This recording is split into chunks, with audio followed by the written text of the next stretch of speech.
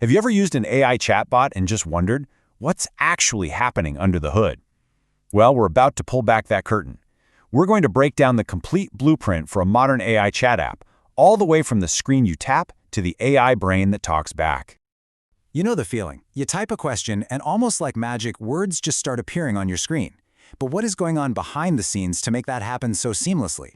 It's actually a pretty fascinating dance between your browser and a really powerful server. And you know, that's the real challenge for developers. See, it's one thing to get an AI model to answer a question. It is a completely different beast to build a full, interactive web application around it that's not just fast and secure, but also feels amazing to use. All right, so here's our game plan for today. First, we'll look at the main challenge.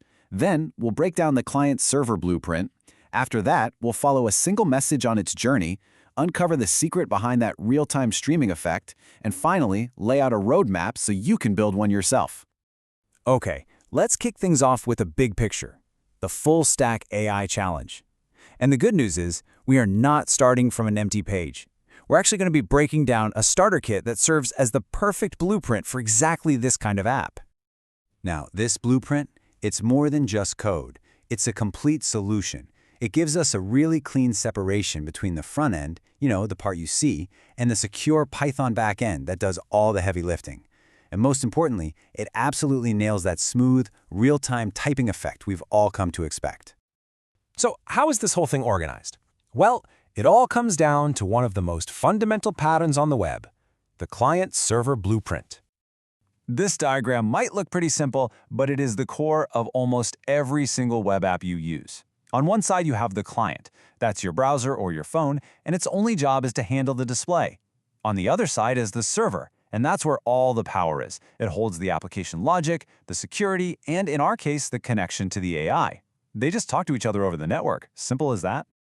And this separation of duties is so key. The client, or the front end, is all about the user interface. The server, the back end, that's what handles all the sensitive stuff, like keeping your API keys secret and talking securely to the AI model.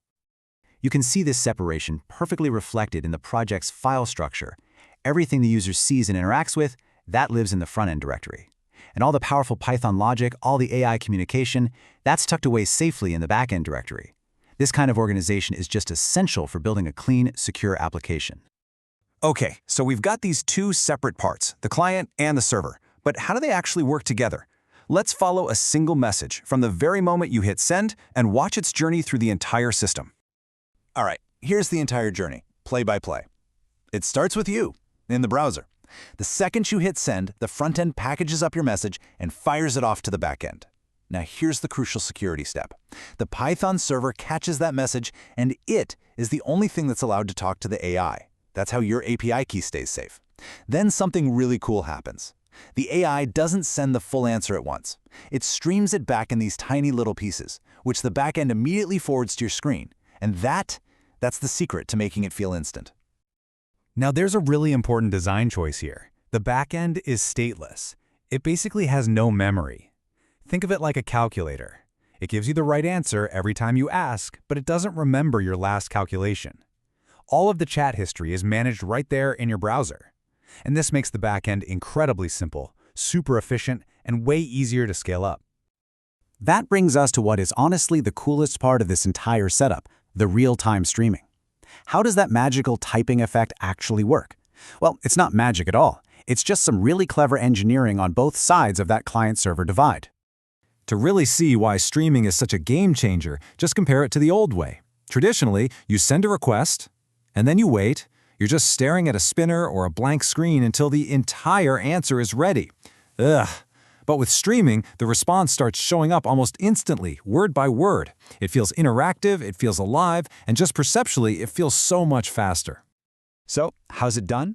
Well, on the back end, the secret is a Python feature called a generator. Instead of a normal function that just returns one big value at the very end, a generator uses this keyword yield. You can think of yield like a pause and send button. It gets one chunk of text from the AI, sends it off immediately, and then just waits for the next chunk.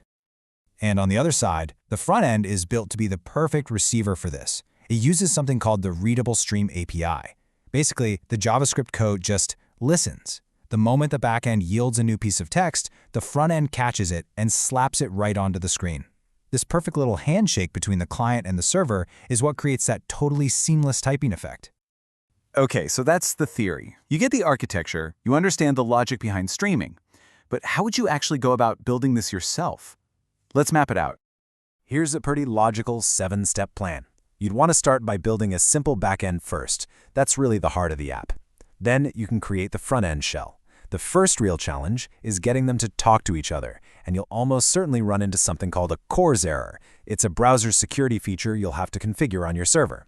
Once they're connected, then you can integrate the real AI, turn on the streaming logic we just talked about, and finally polish the UI to make it look great.